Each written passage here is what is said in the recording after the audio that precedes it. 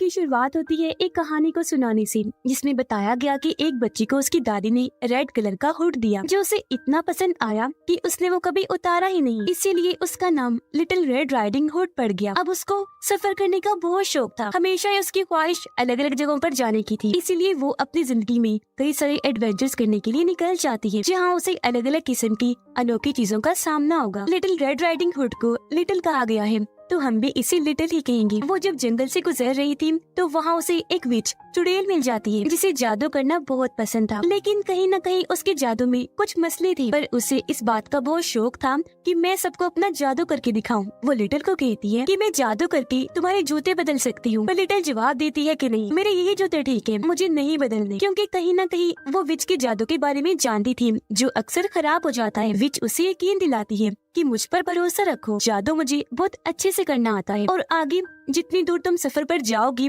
तुम्हें जूतों की जरूरत होगी। मैं तुम्हें जादू करके बहुत अच्छे जूते दूंगी। अब उसकी बार बार कहने पर लिटिल जादू करवाने के लिए मान गई, पर विच ने जादू करके जैसे उसके जूते बदले वो अच्छे होने की बजाय और खराब हो गए, क्योंकि काफी गंदे थे। उन पर कीचड़ लगा हुआ था। इस वजह से लिटिल को गुस्सा आ गया और अब जब वो पानी में अपना जूता धो रही थी तो उसका जूता पानी में बह जाता है, जिस वजह से उसे और गुस्सा आ गया। वो जब अपना जूता ढूंढने के लिए आगे बढ़ी तो उसे वहाँ एक लड़की मिलती है जो अपना नाम सिंड्रेला बताती है। सिंड्रेला नाम सुनकर लिटिल को काफी हैरत हुई, क्योंकि इसका मतलब होता है राख में लिपटी हुई। उसे हैरत हुई ये सोचकर कि भला किसी लड़की का नाम राख कैसे हो सकता है। साथ ही उस लड़की सिंड्रेला का हुलिया भी काफी खराब था, कपड़े काफी पुराने थे, साथ ही पाँव में जूते भी नहीं थे, पैरों पर जख्म बने हुए थे। अब लिटिल सिंड्रेला से पूछती है कि आखिर तुम यहाँ पर क्या कर रही हो। तो वो बताती है कि मेरा कबूतर मर गया था, तो यहाँ मैं उसे दफन करने आई। अब पता चला कि लिटिल के पास एक अनोखी ताकत है। वो जिस किसी को भी देखती थी इससे उस इंसान का पास्ट यानी गुजरा हुआ वक्त और फ्यूचर यानी आने वाला वक्त नजर आ जाया करता था। यहाँ उसे पता चला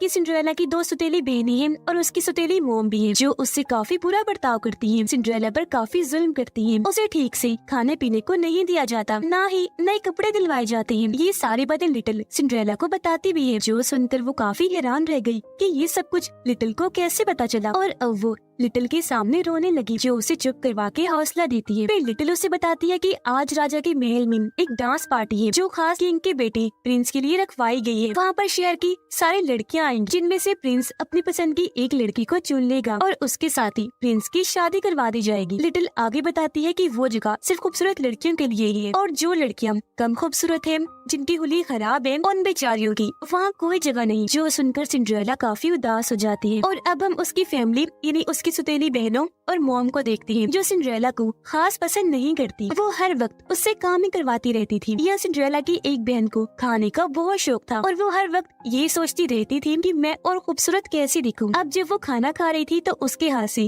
केक नीचे गिर जाता है, जिसे तभी आकर एक कबूतर खाने लगा। सिंड्रेला की बहन को बहुत गुस्सा आ गया, तो उसने कबूतर पर हमला करके उसे मार दिया और यहाँ सिंड्रेला उसी को दफन करने के लिए आई थी। अब जब लिटिल को पता चला कि ये बेचारी बहुत परेशान है और उस डांस पार्टी में भी जाना चाहती है, इसलिए वो सिंड्रेला की मदद करने के लिए तैयार हो जाती है। जहाँ तभी वो विच जादूगरनी भी आ गई थी, और अब जब उसने दोनों पर जादू किया तो वो दोनों बहुत ही खूबसूरत बन गई, क्योंकि उनके कपड़े बहुत प्यारे लग रहे थे। अब उनके कपड़े तो बहुत अच्छे थे, पर पैरों में पहनने के लिए जूते नहीं थे। अब तभी यहाँ एक दूसरी विच जादूगरनी भी आ जाती है। इसे भी जादू करना बहुत पसंद था, साथ ही इसकी जादू हमेशा ठीक होती थी। तो अब वो विच यहाँ पर जादू करके दोनों को ही ग्लास के जूते देती है, यानी कि कांच के बने हुए, और बताती है कि ये जूते और किसी लड़की को नहीं आ सकते, पर इनका जादू सिर्फ 24 घंटे के लिए ही रह सकता है, उसके बाद खत्म हो जाएगा। यानी कि अगर ये लोग डांस पार्टी में गई तो आधी रात होने से पहले यानी कि 12 बजने से पहले इनको वापस आना होगा, वरना ये अपने असली हुलिये में आ जाएंगी और इनका राज सबके सामने खुल जाएगा।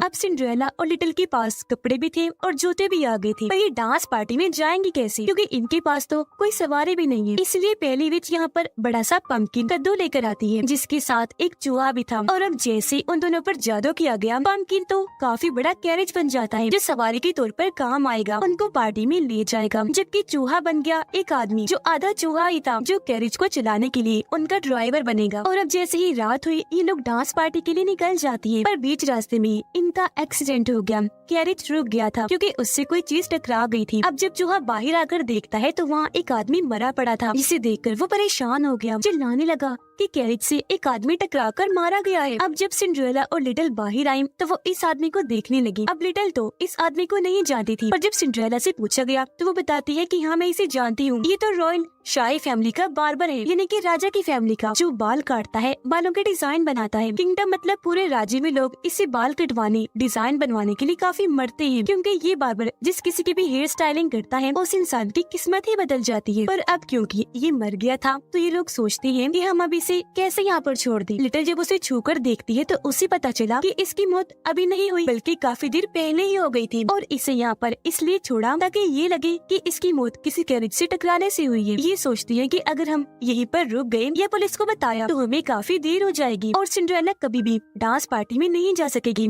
जो इसकी ख्वाहिश थी। इसीलिए अब ये लोग उसकी लाश पर पत्ते डालकर वहाँ से आगे बढ़ जाते हैं और सीधा महल के बाहर पहुँच गए, जहाँ एक और लड़की खड़ी थी, पर उसे अंदर जाने नहीं दिया जा रहा था क्योंकि उसने अपना चेहरा ढका हुआ था। वो इतनी खूबसूरत नहीं लग रही थी। ये जब अंदर आई तो पूरा महल लड़कियों से भरा हुआ था, जो सारी ही बहुत खूबसूरत थी, साथ ही बहुत प्यारे प्यारे कपड़े भी पहन के आई थी और सभी प्रिंस के साथ डांस करने के लिए तैयार थी। अभी डांस की प्रैक्टिस कर रही थी। अब यहाँ सिंड्रेला काफी परेशान हो जाती है, ये सोचकर कि कहीं मेरी सुतीली मोम और बहनें मुझे पहचान न ले, क्योंकि आज पार्टी में वो भी आई थी। जिस पर लिटिल उसे समझाती है कि ऐसा कुछ नहीं होगा, क्योंकि तुम लगी इतनी प्यारी रही हो कि तुम्हें वो तो क्या कोई भी नहीं पहचान सकेगा। पार्टी में सिंड्रेला की बहन और मोम दिखाई गई। उसकी बहन अपनी मोम से दूसरी बहन के बारे में पूछती है कि वो कहाँ पर रह गई है। यहाँ उसकी छोटी बहन ने काफी छोटे छोटे बाल बार्बर से कटवा लिए थे, क्योंकि ये अफवाह थी कि प्रिंस को छोटे बाल पसंद है। अब कुछ ही देर में यहाँ किंग यानी राजा आ गए, जिसके बाद प्रिंस को भी बुला लिया गया। किंग प्रिंस को कहती है कि अब तुम्हें अपने लिए लड़की चुननी होगी। तुम जिस लड़की के साथ भी डांस करोगे हम समझ जाएंगे कि तुम्हें वो पसंद आई है और तुम उससे शादी करना चाहते हो। लेकिन यहाँ प्रिंस किसी भी लड़की को पसंद नहीं करता, क्योंकि वो किसी और को प्यार करता था, जिस वजह से उसकी किंग से बहस भी हो जाती है, क्योंकि वो उसी लड़की से शादी करना चाहता था। पर एक मसला था, उस लड़की का 1 साल से कोई अता पता नहीं था। अब यहाँ किंग के काफी कहने पर प्रिंस मान जाता है और वो लड़कियों की तरफ आगे बढ़ा। सिंड्रेला की खूबसूरती को देखकर वो रुक नहीं पाया, डांस करने के लिए उसके सामने हाथ करता है। सिंड्रेला भी अपना हाथ उसके हाथ में रख देती है और ये दोनों डांस करने लगती है। सिंड्रेला बहुत खुश थी, उसे यकीन ही नहीं आ रहा था कि प्रिंस ने मुझे चुना। ये उसकी ख्वाहिश थी कि मेरे प्रिंस से शादी हो जाए, क्योंकि इस तरह उसकी जिंदगी बदल जाएगी। लेकिन थोड़ी ही देर में इस डांस पार्टी को रुकवा दिया गया, क्योंकि तभी महल का एक सिपाही आकर बताता है कि हमारे रॉयल बार्बर की मौत हो गई है। उसकी लाश देखकर लग रहा है जैसे उसकी मौत किसी कैरेज से टकराने की वजह से हुई है, और बाद में उसकी लाश पर पत्ते ढक दिए गए थे, यानी कि उस बार्बर का कातिल जिसने उसे मारा वो इसी महल में है। ये सुनकर सारे लोग काफी डर जाते हैं। सिंड्रेला और लिटिल भी काफी घबरा गई कि हम पकड़ी ना जाएं, क्योंकि अगर सारे कैरेजेस को चेक किया गया तो पक्का फंस सकते हैं, क्योंकि जाहिर है हमारे कैरेज पर खून लगा होगा। इसीलिए वो चूहे ड्राइवर को अपने पास बुलाकर कहती है कि तुम्हें जल्द से जल्द कैरेज को साफ कर देना चाहिए। पर वो यहाँ खाने में मसरूफ था। उसे खाना बहुत पसंद था, खास तौर पर चीज, जो उसकी पसंदीदा थी, और आज पार्टी में उसने चीज देखी तो वो खाने से रुक ही नहीं पाया। अब ये भी यहाँ बताया जा रहा था कि बार्बर की लाश के पास से चीज के कुछ टुकड़े भी मिले हैं, यानी कि जिसने भी उसे मारा है उसे चीज बेहद पसंद है, जो सुनकर चूहा सोच में पड़ जाता है। वो अपने बारे में सोचकर घबरा जाता है। अब सारे गार्ड मिलकर कैरेज को चेक करते हैं, पर किसी भी कैरेज पर खून नहीं लगा हुआ था। साथ में ये बात भी पता चलती है कि बार्बर की मौत कैरेज से टकराने से हुई ही नहीं, बल्कि उसकी मौत तो पहले ही हो चुकी थी। बस हालात ऐसे बना दिए थे कि सबको यही शक हो कि उसकी मौत कैरेज से टकराने की वजह से हुई है। अब गार्ड्स को बार्बर के घर भेजा गया, जहाँ पर उन्हें अलग अलग तरह की चीजें मिलती हैं। सबसे ज्यादा लड़कियों के लंबे लंबे कटे हुए बाल। गार्ड्स आकर किंग को बताती हैं कि काफी दिन से बार्बर अजीब बर्ताव कर रहा था। उसका कहना था कि मुझे लड़कियों के लंबे लंबे बाल बिल्कुल पसंद नहीं। जिस भी लड़की के उसे लंबे बाल दिखते थे वो उन्हें काट दिया करता था। तो हो सकता है कि इसी गुस्से में आकर किसी लड़की ने ही उसे मार दिया हो। ये सुनकर सिंड्रेला और लिटिल आपस में बातें करने लगी कि अब केस बिल्कुल ठीक चल रहा है, यानी कि अब यहाँ पर उन सभी लड़कियों को बुलाया जाएगा जिनके बाल कटे हुए हैं। सिंड्रेला की बहन समेत वहाँ 5 लड़कियों को खड़ा कर दिया गया जिन सभी के बाल कटे हुए थे। किंग उन्हें कहता है कि आप जब बार्बर के पास गई थी तो वहाँ क्या हुआ था, हमें सब कुछ सच बताइए। क्या बार्बर का बर्ताव बदला हुआ था और आप लोगों ने गुस्से में आकर उसके साथ कुछ किया था? अब क्योंकि पहले नंबर पर सिंड्रेला की बहन खड़ी हुई थी तो सबसे पहले उससे जवाब मांगा जाता है। पूछा गया कि बताओ आखिर आपके साथ वहाँ पर हुआ क्या। अब लिटिल भी सबके बीच से निकलकर यहाँ बाहर आकर खड़ी हो गई थी और वो भी सबसे इन्वेस्टिगेशन करने लगती है। सिंड्रेला की सौतेली बहन बताने लगी कि मैं सुबह 10 बजे बार्बर के पास गई थी, जिसने जबरदस्ती मेरे बाल काट दिए थे। हालांकि मैं कभी भी ये नहीं चाहती थी कि मेरे लंबे लंबे बाल कट जाएं। बार्बर ने कहा था कि प्रिंस को छोटे बालों वाली लड़कियां पसंद है, तो मैंने उसकी बात मानकर बाल कटवाए लिए। वो यहाँ प्रिंस से पूछती है कि आपको छोटे बाल पसंद है ना? देखिए आपकी पसंद के मुताबिक मैंने अपने बाल कटवा लिए, तो अब तो आप करेंगे ना शादी। ये बात सुनकर वहाँ खड़ी छोटे बालों वाली लड़कियां भी प्रिंस को कहने लगती हैं कि हमारे बाल तो छोटे हैं, अब तो पसंद है ना हम आपको। जिस पर प्रिंस ने साफ मना कर दिया कि नहीं नहीं, ऐसा कुछ नहीं है, बल्कि ये सब तो बार्बर ने जानबूझ के किया है। अब सिंड्रेला की बहन कहती है कि मेरी बात सुने जरा, आज ही मैंने कुछ और बातें भी सुनी थी। वो कहती है कि सुबह मैं प्रिंस से बात करने आई थी, मैं बाहर जब खड़ी हुई थी तो अंदर से आवाजें आने लगी। उस वक्त प्रिंस और बार्बर का काफी झगड़ा हो रहा था, इसलिए अब सारा शरीर इस पर आने लगा। तो अब जब प्रिंस से उस बारे में पूछा गया कि आखिर हुआ क्या था, तो वो बताने लगा कि आज सुबह बालों का स्टाइल बनाने के लिए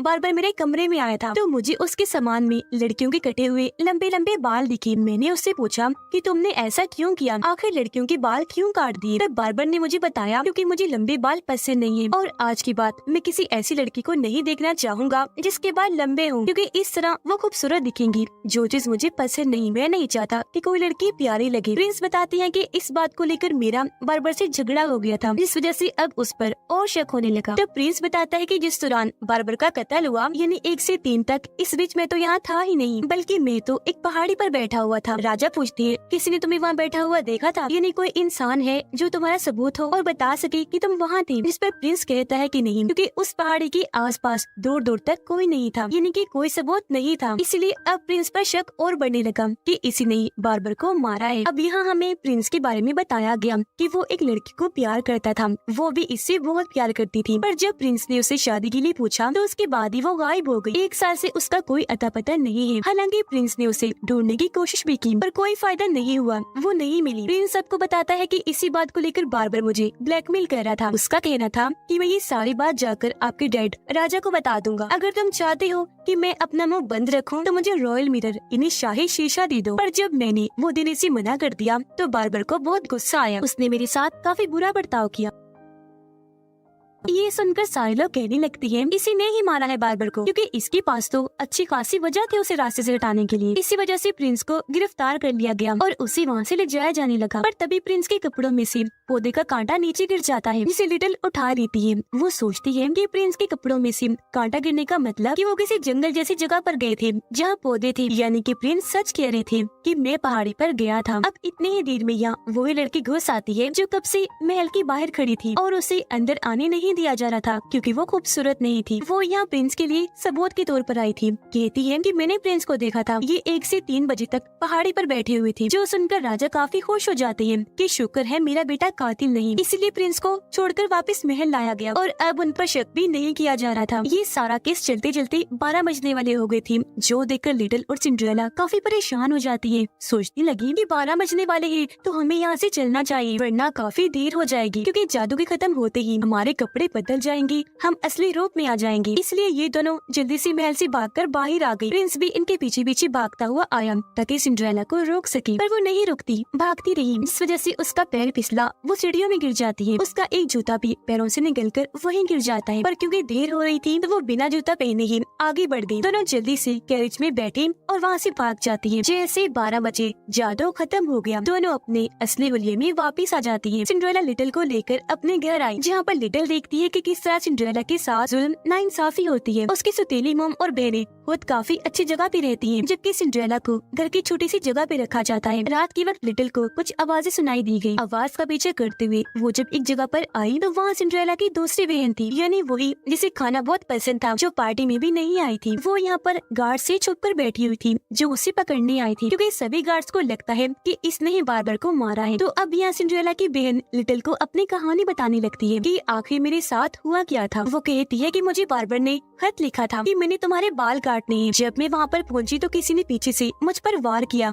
मैं वहीं बेहोश हो गई। जब मुझे होश आई तो मेरे हाथ के नीचे पत्थर था और सामने बार्बर की लाश पड़ी थी। अब मुझे लगा क्योंकि यहाँ मैं अकेली ही हूँ तो इसका मतलब मैंने ही बार्बर को मारा है। ये बताकर वो रोने लगी। कहती है पर मुझे ये भी लगता है कि मैं ये काम नहीं कर सकती। लिटिल उसे चुप करवा के कहती है अच्छा बताओ आगे क्या हुआ। वो बताती है कि मैं डर गई थी। मैंने पकड़े जाने के डर से उसकी लाश को उठाया और जंगल में ले आई। मैं फिर वहाँ रुककर कैरेज के आने का इंतजार करने लगी कि जब कोई कैरेज आएगा उसकी लाश को फेंक दूंगी ताकि सबको यही लगे कि उसकी मौत कैरेज से टकराने से हुई है। उसकी सारी बातें लिटिल चुप करके सुनती जा रही थी। अब उसने अपनी बात पूरी की ही थी कि तभी यहाँ पर गार्ड्स आ गई जो सिंड्रेला की बहन को पकड़ लेते हैं। वो लिटिल को कहती है तुम्हें तो मैंने अपनी सारी कहानी बता दी, सच बता दिया है ना, तो अब तुम इन लोगों को बताओ कि मैंने बार्बर को नहीं मारा। अब हालांकि लिटिल भी अंदर से जान गई थी कि इसने उसे नहीं मारा, लेकिन वो फिर भी सिंड्रेला की बहन को पकड़वा देती है क्योंकि वो जानती थी कि ये बहुत बदतमीज है, इसका बर्ताव बहुत बुरा है। अब जब सिंड्रेला की बहन को ले जाया जा रहा था तो उसके कपड़ों में से एक ग्लास वाले जूते का टुकड़ा नीचे गिर जाता है जिसे लिटिल ने उठा लिया। वो महल के ऑफिसर से बात करने लगी कि आखिरी मसला कैसे सुलझाया जाए। वो ऑफिसर को कहती है कि आप ऐसा करें मुझे बार्बर के घर ले जाएं ताकि वहाँ से मुझे और चीजें पता चल सके। अब जब लिटिल बार्बर के घर आई तो उसे यहाँ कुछ और नई चीजें भी पता चलती हैं, जैसे कि वहाँ बार्बर के अलावा किसी और के खून की बूंदें भी थी और वहाँ पर हर जगह बड़े बड़े बालों की चोटियाँ लटकी हुई थी। अब यहाँ लिटिल के सामने कई सारी चीजें और साफ हो जाती है। अपनी पास्ट और फ्यूचर देखने की ताकत से उसे काफी कुछ पता चल गया, इसलिए वो ऑफिसर से मदद मांगती है कि प्लीज इस केस को हल करने में आप मेरी मदद कर दीजिए। अगले दिन सिंड्रेला जब अपने घर पर काम कर रही थी तो यहाँ पर प्रिंस अपने गार्ड्स के साथ आ जाता है। अब ऑफिसर उसके पास ग्लास का वह जूता लेकर आता है। कहने लगा कि हम शहर की हर लड़की को ये जूता पहना कर देख रहे हैं। उस लड़की को ढूंढ रहे हैं जो कल पार्टी में आई थी, जिसे प्रिंस ने शादी के लिए पसंद किया था, और ये जूता उसी के पैर में फिट आएगा क्योंकि ये उसी का है। अब जैसे ही सिंड्रेला ने वो जूता पहना उसे एकदम फिट आ गया, जिससे सब लोग समझ जाते हैं कि सिंड्रेला ही वो लड़की है जिसे प्रिंस ने पसंद किया था। और तभी प्रिंस उसकी तरफ बढ़ने लगा। इस वजह से सिंड्रेला खुश हो ही रही थी कि तभी यहाँ पर लिटिल आई, जिसे सारे सच का पता लग गया था और यहाँ वो अब सच बताने लगती है कि असल में बार्बर का कत्ल और किसी ने नहीं बल्कि सिंड्रेला ने ही किया है। सिंड्रेला कहती है मैंने किसी का कत्ल वतल नहीं किया और तुमने मुझे कब देख लिया उसको मारते हुए। जिस पर लिटिल यहाँ सारी बात क्लियर करने लगी कि उस दिन तुम अपने कबूतर के साथ अपने जूते को भी दफन कर रही थी। ये सुनकर अब खुद सिंड्रेला बताने लगी कि वो बार्बर मेरे भी बाल काटना चाहता था क्योंकि उसने मेरे बाल देखकर अंदाजा लगा लिया था कि मैं बहुत खूबसूरत हूँ, इसलिए अब मेरे बाल कट जाने चाहिए। वो कहती है कि बार्बर ने मुझसे झूठ कहा था कि वो मुझे बहुत खूबसूरत बना देगा, लेकिन मैं जब उसके घर पहुंची तो उसने कैंची उठा ली क्योंकि वो मेरे बाल काटने वाला था। ये देखकर मुझे बहुत गुस्सा आ गया। मैंने पीछे से आकर पत्थर से उसके सर पर वार किया, पर वो हमला इतनी जोर से हो गया कि बार्बर की वही मौत हो गई। मैं डर गई कि कहीं पकड़ी ना जाऊं, इसलिए मैंने सारा शक अपनी सुतेली पागल बहन पर डालना चाहा। मैंने बार्बर की तरफ से उसे खत लिखा ताकि वो यहाँ आ जाए। तब हुआ भी बिल्कुल ऐसा ही। वो जैसे बार्बर के घर आई मैंने पीछे से आकर अपनी बहन पर हमला कर दिया, जिससे वो बेहोश होकर वहीं गिर जाती है। मैंने फिर पत्थर उसके हाथ के नीचे रख दिया ताकि जब उसे होश आए तो वो यही सोचे कि मैंने ही बार्बर को मारा है। फिर वो इस छोटे से ग्लास जूते के टुकड़े के बारे में बताने लगी कि वो विच एक बार पहले भी मुझसे आकर मिल ली थी। उसने जब मेरे पैरों में पुराने जूते देखे तो मुझे ग्लास वाले ये नए जूते दे दिए, पर जब मैं जंगल में भाग रही थी तो मेरा जूता टूट गया और ये टुकड़ा वहीं गिर गया। अब मैं अपना ये जूता और कबूतर जब दफन कर रही थी तो तब लिटिल तुम आकर मुझसे मिली, जिसके बाद वहाँ विच जादूगरनी आई और उसने हम दोनों के कपड़े बदल के रख दिए। अब कपड़े तो हमारे नए थे पर जूते नहीं, इसीलिए एक दूसरी विच वहाँ पर आई। हालांकि वो पहले मुझे जूते दे चुकी थी, पर नए कपड़ों के साथ उसने मुझे नए जूते दे दिए थे क्योंकि वो कपड़े पहनकर मैं इतनी प्यारी लग रही थी कि उस विच ने मुझे पहचाना ही नहीं और 2 बार जूते दे दिए। और इस तरह लिटिल ने इस केस को समझदारी से हल करके कातिल का पता लगवा लिया था। अब सिंड्रेला के पैरों पर होने वाला जादू भी खत्म हो गया, इसीलिए उसके पैर और जूते वापस असली रूप में आ गए, जिस वजह से वो पकड़ी गई क्योंकि उसके पैर जख्मी थे, इसलिए अब उसे यहाँ गिरफ्तार कर लिया जाता है। प्रिंस हैरान था। वो लिटिल से पूछता है कि आखिर तुम्हें इतनी सारी चीजें कैसे पता है और कैसे तुमने इस केस को हल कर लिया। तब लिटिल कहती है सिर्फ यही नहीं बल्कि अभी भी कुछ चीजें बाकी हैं। वो प्रिंस के पास जाकर कहती है कि आपकी दोस्त जिससे आप प्यार करते थे 1 साल पहले वो गायब हो गई थी ना, जानती है उसके साथ क्या हुआ था? लिटिल बताती है कि जब मैं बार्बर के घर गई थी तो वहाँ मुझे किसी और के खून की बूंदें भी दिखी जो सिंड्रेला की नहीं थी, क्योंकि वो काफी पुरानी बूंदें थी। उससे मैंने अंदाजा लगा लिया कि आपकी वो दोस्त भी बार्बर के पास ही गई थी, जिसने जबरदस्ती कैंची लेकर आपकी दोस्त के बाल काटने की कोशिश की। पर जब आपकी दोस्त ने ये चीज रोकने के लिए बार्बर से लड़ाई की तो उसके बाल भी कट गए, साथ ही चेहरे पर भी बड़ा सा कट लग गया, जिसके साथ ही वहाँ प्रिंस की दोस्त को लाया गया, जो और कोई नहीं बल्कि वही लड़की थी जिसे बस सूरत कहा जा रहा था और महल के अंदर जाने नहीं दिया गया था, जिसने प्रिंस को पहाड़ों के ऊपर देखा था। यहाँ वो प्रिंस को बताती है कि मैं उसके बाद आपसे इसलिए नहीं मिली क्योंकि जान गई थी कि आप मुझे कबूल नहीं करेंगे, अब मैं इतनी बदसूरत जो हो गई हूँ। जिस पर प्रिंस जवाब देती है कि ऐसा कुछ नहीं है, मैंने हमेशा तुमसे प्यार किया, तो तुम्हारी शक्ल सूरत से मुझे कोई फर्क नहीं पड़ता कि कैसी है। पर वो कहती है कि नहीं, मैं एक तो आपके काबिल नहीं और दूसरा अब मैं आपसे प्यार भी नहीं करती। ये सुनकर लिटिल कहती है अगर तुम प्रिंस से प्यार ही नहीं करती तो उस दिन पहाड़ों पर क्या कर रही थी, जिससे ये सच खुलता है कि वो भी आज तक प्रिंस को ही प्यार करती है। एक बार फिर ये दोनों साथ हो गई, इनकी शादी हो जाती है और ये खुशी खुशी लिटिल को अलविदा कहती है। उसका शुक्रिया भी अदा किया गया कि उसने केस को इतने अच्छे से सुलझाया, जिसके बाद लिटिल अपने आगे के सफर पर निकल गई ताकि और एडवेंचर कर सके। और इसी के साथ ये जबरदस्त फिल्म इधर ही खत्म हो जाती है।